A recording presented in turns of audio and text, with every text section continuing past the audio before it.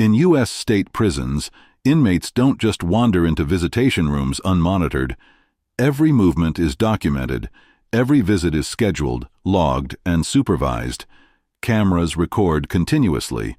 No prisoner sees their spouse alone, especially not in a maximum security facility. And yet, that's exactly what happened on a Thursday afternoon inside the Green River Correctional Facility. Marcus Holloway, inmate number 814295, was escorted, handcuffed, and patted down before entering the visitation suite. That's standard. His wife, Keisha, had already cleared ID check, gone through the metal detector, signed the logbook. That's also standard. But here's what wasn't. When Marcus entered the room, Keisha wasn't sitting at the table. She was on her knees, with Warden Richard Gaines standing in front of her. The door had been closed. No cameras inside that suite. No correctional officer posted. And 32 minutes later, both the warden and Keisha were dead. And the prison? They tried to keep it quiet. Before we dive deeper, let us know in the comments where you're watching from. We'd love to hear from you. And if you're new here, click on the subscribe button so you never miss any of our upcoming videos. His name was Marcus Holloway, but inside those walls they called him Red, a quiet man, calm under pressure. 15 years into a sentence for armed robbery. But to his wife Keisha, he was still the same man who used to leave love notes in her lunchbox before he ever picked up a gun. She stood by him, faithfully, visiting every month, whispering promises through plexiglass. But the moment she walked into that visitation room without a guard, something changed. She wasn't alone. Warden Richard Gaines, the man in charge of the prison, was already in the room. No escort, no supervision, just him and her. And what happened next turned a simple visit into a blood-soaked headline. 2 bodies, 1 room, and 100 unanswered questions. Why did the warden break protocol? Why was the door locked from the inside? And why did Marcus claim he had no memory of what happened at all? Was this a jealous rage, or something far more calculated? Was Keisha caught in the middle of a forbidden secret she couldn't escape, or was she part of it all from the beginning? Marcus Holloway wasn't always a criminal. In fact, his story started in a church pew. Every Sunday, his mother would drag him and his younger brother to the same faded brick church on the east side of Detroit. She worked 2 jobs, sometimes 3, just to keep the lights on. There was never much on the table, but there was always love. Marcus was smart, curious, and protective. He had dreams, real ones, becoming a mechanic, opening his own shop, maybe even mentoring other kids like him. But reality was harsher than his hope. By 17, his father was gone. By 19, bills were stacking up, and his little brother was hanging with the wrong crowd. That's when he met Keisha. She was different, quiet, bookish, the kind of girl who didn't curse, who brought her Bible to school, who volunteered at the library on weekends. She saw something in Marcus, something good. And for a while, he believed it too. They started dating senior year, walking to the bus stop together, sharing headphones, falling in love the slow way. But real life doesn't pause for romance. Marcus got laid off from his factory job just months before they were planning to move in together. He kept it hidden at first, not wanting to worry her. Then came the loan sharks, the gambling, the night he made a decision he couldn't undo. A liquor store, a gun, a 15-year sentence. Keisha was in the courtroom the day they sentenced him. She didn't cry, not then. But she showed up every Saturday after that. She stood in line, got searched, sat across from him with a smile. The officers called her the loyal one. Some even teased Marcus, saying most girls like her would have found someone new by now. But not Keisha. She married him inside the prison walls, just the 2 of them, a borrowed ring, and a chaplain who asked if they were sure. She said yes without blinking. For years they built a life between letters and monitored phone calls. Her voice was his escape. His letters were her therapy. They planned for a future, a small house, 2 kids, a garden she always wanted. But time wears people down. The calls got shorter, the visits less frequent. Keisha started coming dressed differently. Heels, makeup, hair done up. Some of the guards noticed. One even joked, "She don't dress like that for her husband." Another officer laughed and said, "She ain't coming here just for you anymore, Holloway." Marcus tried to ignore it, but the seed had been planted, and it grew. Inside, Marcus watched other inmates lose their minds. Some stopped getting visits, some got divorce papers, some turned bitter, angry, violent. But Marcus? He tried to stay calm, focused, until he started seeing things, subtle things. The way Warden Gaines stood a little too close to Keisha during check-in, how she was called into the private admin wing once for a security mix-up. That's not protocol, not in any state-run facility. Visitors are never alone with staff. But Marcus couldn't prove anything. He only had his instincts, and a growing suspicion that something was slipping away from him. Still, he tried to hold on. He wrote longer letters, asked for more visits, but Keisha began canceling, said she was tired, said work was stressful. Then came the visit that changed everything. She showed up looking anxious, eyes darting, phone turned off, and when Marcus asked if something was wrong, she just shook her head and said, "Don't ask questions." October 19th, 2022. It was a Wednesday. Inmate Marcus Holloway was scheduled for routine visitation, 2 p.m. sharp. But that day, something was off from the moment his cell door buzzed open.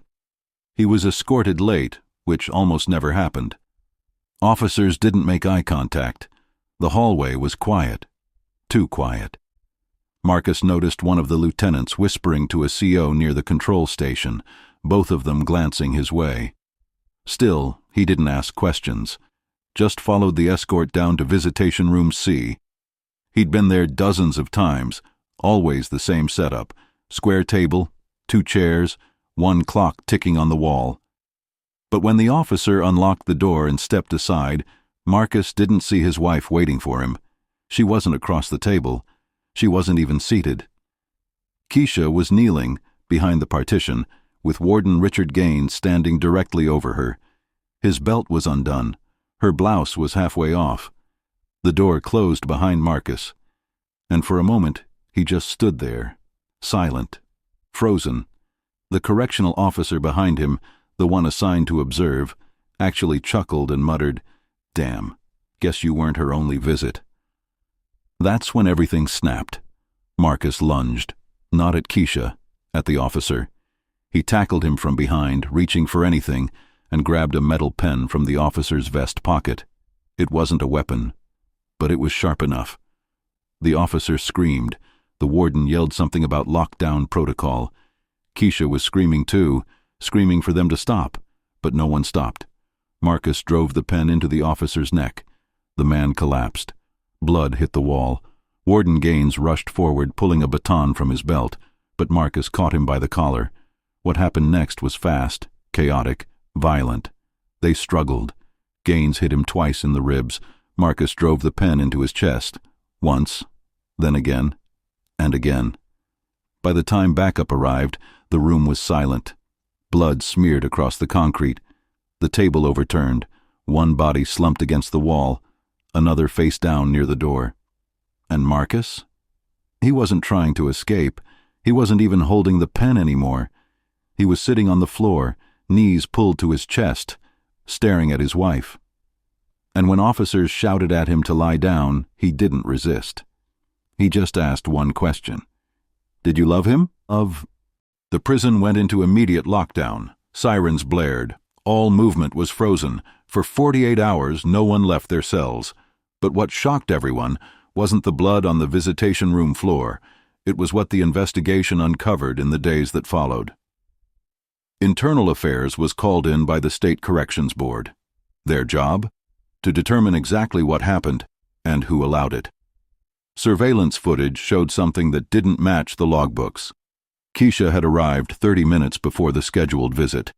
Instead of waiting in the standard visitor lounge, she was taken through an unmonitored hallway by Warden Richard Gaines himself. No escort, no body cam, no explanation. When investigators reviewed prior visitation records, they found something else. This wasn't the first time. On 3 separate occasions, Keisha had signed in, but no inmate was recorded as present. Gaines had used his authority to override the logs, a privilege rarely used and never for personal visitor access. Staff began talking. One officer admitted hearing rumors. Another said he once saw Keisha coming out of the staff wing looking flustered. It didn't add up, until an anonymous letter surfaced, slipped under the door of the warden's temporary replacement. It was written by an inmate. No name, just block number. The letter read, "She wasn't the first. Ask about Tasha in 19. Ask about Leanne in 17. We all knew what he was doing." Suddenly, the media storm exploded. Headlines across the state read, "Sex scandal leads to prison slaying." Talk shows debated endlessly. Some painted Keisha as a victim, groomed, manipulated, pressured by a man in power. Others labeled her a seductress, accusing her of betraying her husband and abusing the system. The public was divided. But Marcus's attorneys were clear. This wasn't premeditated murder. It was a crime of passion, an emotional breakdown triggered by betrayal, humiliation, and a system that turned a blind eye. The Department of Corrections refused to release internal disciplinary records, but whispers leaked from inside. Warden Gaines had been warned before. A verbal reprimand, buried in a private HR file, for inappropriate boundary violations with a staff secretary back in 2016. No suspension, no formal write-up. He kept his badge, and he kept his power, until the day it killed him. Sometimes the truth doesn't come out in courtrooms. It comes in whispers, in files someone forgot to delete, in the stories women were too afraid to tell, until it was too late. That's what happened after the deaths of Warden Richard Gaines and Keisha Holloway, because when the internal investigation moved beyond the visitation room, beyond the blood-stained floor and the witness reports, what they found was worse than anyone expected. Warden Gaines had secrets, and they didn't begin with Keisha. He'd been using his position, his power, for years. Multiple sources inside the Department of Corrections, speaking under strict anonymity, confirmed what staff had quietly suspected, but never said aloud. Gaines had a pattern, a calculated one. He targeted inmate wives, especially the ones who came alone, especially the ones who looked like they didn't have support. He'd approach them in the visitation line or intercept them under the pretense of needing to clarify paperwork. And once he got them alone, it started with comments, personal, inappropriate, impossible to prove. Then came the leverage. "I can get your husband transferred to a safer unit. I can approve special visits. I can make things easier for you." And behind those offers, a threat. He knew the system well enough to manipulate it. He knew how to override camera access, how to sign visitors into private wings without raising alarms, how to erase his own digital trail, and worst of all, he knew how desperate some of these women were. Keisha Holloway was one of them. Documents later confirmed that Keisha had tried to revoke her visitation rights twice. She'd submitted the formal form to remove herself from Marcus's approved list, citing personal and emotional distress, but somehow the requests were marked voided by Inmate, meaning Marcus himself supposedly canceled them. Except Marcus never did. Keisha tried another way. She emailed the prison ombudsman anonymously, describing the situation without names. She said someone in power was threatening to bury her husband in the system unless she complied, that he'd be transferred to disciplinary housing, that he'd lose his early parole eligibility. The email went ignored, and the visits continued. In court, Marcus's lawyers didn't just argue that this was a crime of passion, they argued that it was a system failure, a slow, silent corrosion of boundaries, accountability, and basic human protection. They presented Keisha's phone logs, her deleted texts to a friend where she wrote, "I feel trapped," and "He's not the man you think he is." Then came the twist no one in the courtroom saw coming. A forensic analyst working on Gaines's confiscated laptop discovered a hidden folder buried deep inside an encrypted drive, mislabeled under innocuous names like schedule data and budget review. But the files weren't spreadsheets. They were videos, secret recordings, over a dozen. Each showed unauthorized encounters, some inside his office, others in unused administrative rooms, different women, different dates, silent, horrifying footage, no audio, no consent, just evidence. One of those women, confirmed by cross-referencing timestamps and visitor logs, was the wife of the prison's own assistant warden. That revelation rocked the entire institution. The courtroom sat in stunned silence. The media, already swarming around the trial, exploded with coverage. Headlines ran wild: sex abuse ring inside state prison, power, silence, and blood, the fall of Warden Gaines. Even prison staff, once reluctant to speak, began submitting their own statements. A retired corrections officer recalled seeing Gaines in the staff wing late at night with unauthorized visitors. Another admitted she once heard a woman crying in the admin bathroom, but was told by a supervisor to mind her own business. Everything the system had covered up, or ignored, came to light. Keisha Holloway hadn't betrayed her husband. She hadn't made a mistake. She'd been cornered, silenced, used, and when she tried to walk away, they threatened the one thing she had left: Marcus. And now Marcus was on trial for 2 lives lost in one locked room. One of them, the man who used his authority to manipulate the people he was supposed to protect. And the other, the woman who spent years sacrificing her freedom for a man who never stopped loving her. It started as a scandal, turned into a double homicide, but what came next was a reckoning. The brutal events inside Green River Correctional didn't end with the blood on the visitation room floor. They didn't end with Marcus Holloway's arrest, or even with the haunting courtroom testimonies that gripped the nation, because what happened that day was just the tip of something far darker, far more widespread. State officials were forced to respond.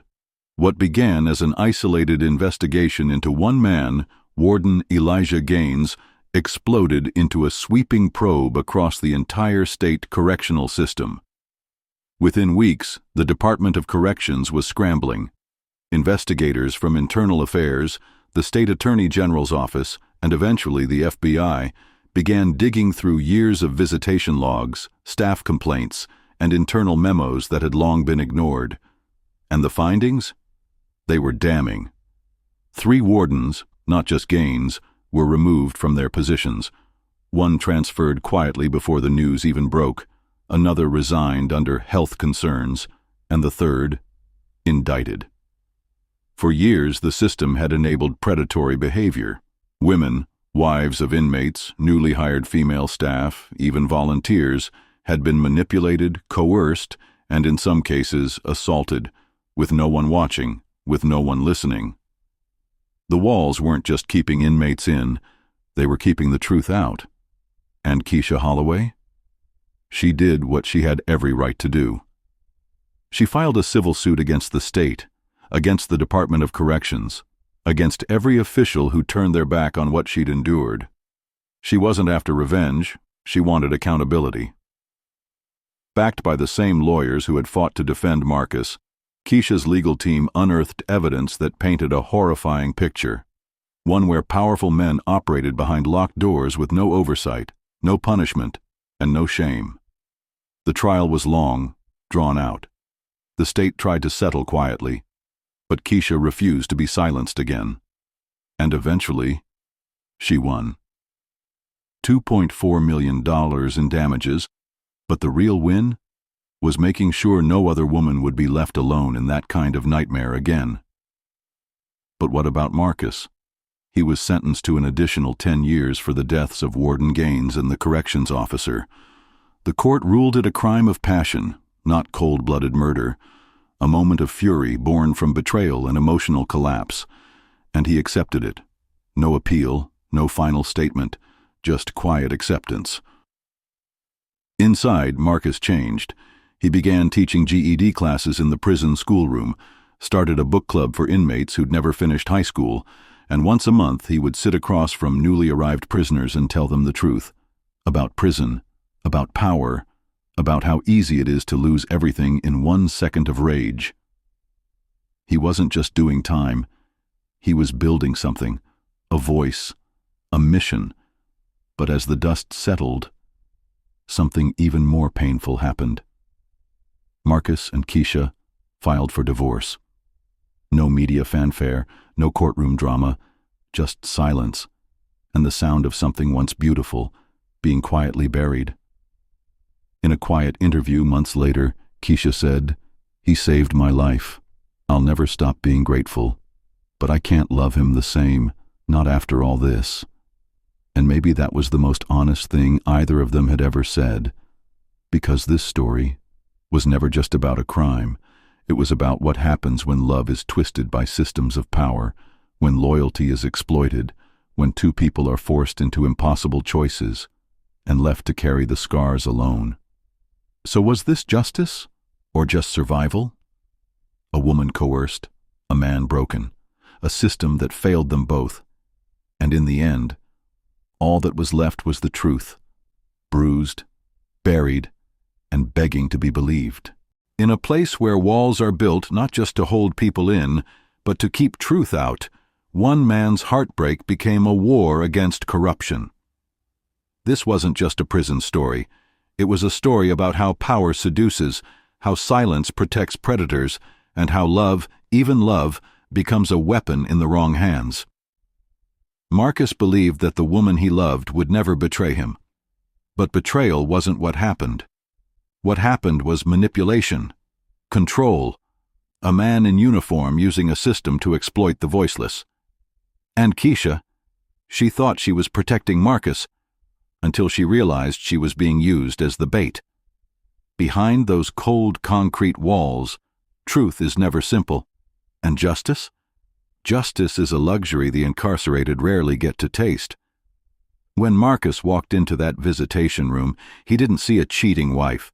He saw a woman on her knees, broken, cornered, and he saw the man who put her there smiling. In that moment, rage took over.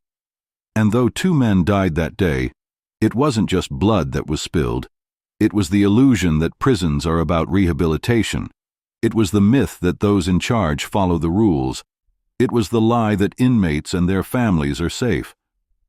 After the bodies were buried and the news cycle moved on, Marcus remained behind bars, not as a monster, but as a man who reacted the only way he knew how in a place where rules never favored him. He took a life. Yes, but in many ways, the system took his first. Keisha walked away with trauma, therapy, and a settlement. Marcus stayed behind, with guilt, with purpose, and with the scars of knowing he was right, but still punished. He now teaches GED classes, helps younger inmates understand emotional control.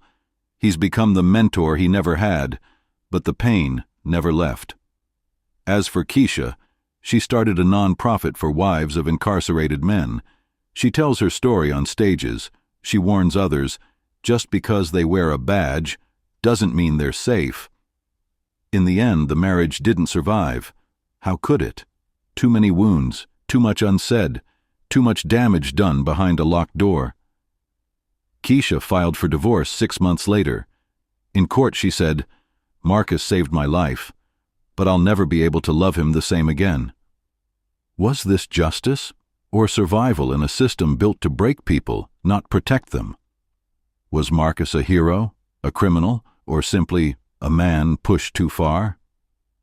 If you thought this story was haunting, wait until you hear what happened when a prison nurse became pregnant and blamed an inmate who swore he never touched her. A twisted tale of revenge, lies, and a DNA test that changed everything. Now it's your turn. Was Marcus justified, or should he have walked away? Was Keisha guilty of deception, or just another woman crushed by a system that punishes love? Drop your thoughts in the comments below, and know this, I'm reading every single one. And if you're still watching, comment the words, "Corruption kills," so I know you're one of the real ones. Until next time, stay alert, stay aware, and remember, the most dangerous crimes are often the ones hidden in plain sight.